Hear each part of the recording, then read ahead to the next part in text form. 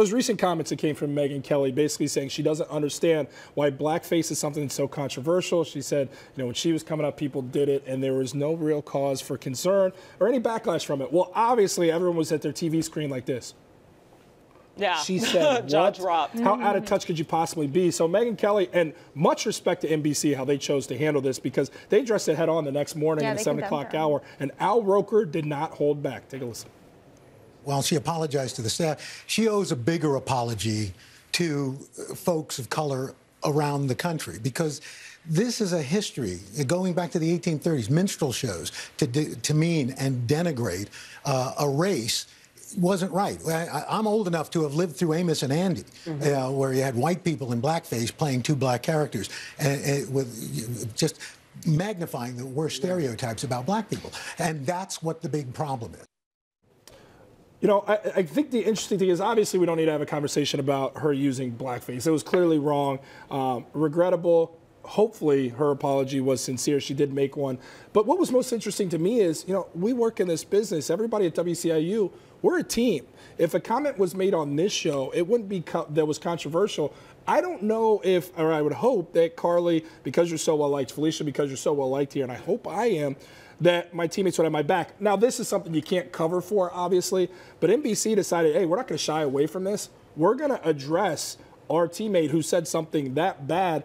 I thought the dynamic of this was unusual. I love that they did it, and I love that Al Roker didn't hold back, despite the fact that they're supposedly on the same team. It's unusual, but it's important, and I think it's even more so. And we know that Megyn Kelly ended up replacing his show, Al Roker, his hour Him and Tamron Hall. Tamron Hall, their hour of the show. So, but I don't even think that has anything to do with it. I think right is right and wrong is wrong. So I don't even think it's necessarily, oh, we're on the same team. Should we speak out? Should we not speak out? Like, right is right and wrong is wrong. Yeah. And I think that's the angle they're coming from. And NBC could have wiped this under the rug, though, and said, hey, we're just going to do the news next day. Let's act like it didn't happen. Yeah, really I mean, her show, anyway, has really underperformed. Like, I would be surprised 18% drop from what it was with Al Roker and Tamron Hall. And let's also keep in mind, she's making $69 million over 3 years. Yeah. That salary, they take the combined salary of Tamron Hall, who's since been gone, and Al Roker, put that together, it's double that salary. CAA, she's not with them anymore. Like, I think the implications CAA are is her agency. Yeah, her agency.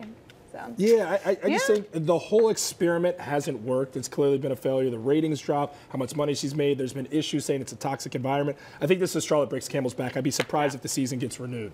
Yeah. So there's an expected father that recently appeared on Shade Room, and their Instagram post shows the man at his very own baby shower. The caption reads, the mother of his child are no longer together, so he decided to have his own. What do you think? That was a question posed. All smiles right there. Look, when I first heard it, my thought was... It sounded absurd, right? It sounded absurd, but keep in mind, he's a single father. They parted ways, so he's going to be responsible for the child when it's in his custody, as will the mother on her side. So in a way, he's all on his own too, so why shouldn't he be gifted stuff so he can have the proper environment for his child? Absolutely. I love this. Not that crazy. I feel like this shows he's taking an active role in his child's life. You know, to be against this, I feel like, is to assume that he's not going to be involved in this. And the reality is the parents aren't together, and he's going to need stuff at his house too. You know, the crib, the high chair, all the things, the diapers, all the things that you need when you have a baby too. So this is just the reality, and he's taking matters into his own hands. I love this. I think I thought the same thing. I was like, what? What is the world coming to? What's going on? And I was like, wait a second. He's being a dad. That's what it's supposed to look like.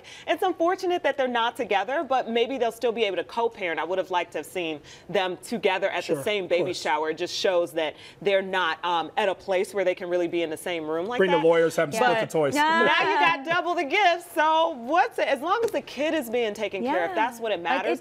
I wish more men would actually do this. It shows that hopefully he's going to be committed in that child's life. Yeah, and it was cool seeing all those people around him too who supported him. Like, it takes a village. That was the village. Yeah, as a single father who you know, shares custody with his child with his mother, she does a fantastic job. We've got a great thing going. I love that this guy didn't shy away from his responsibility. He's taking it head on, and it made me laugh and think about something else to all the fathers out there.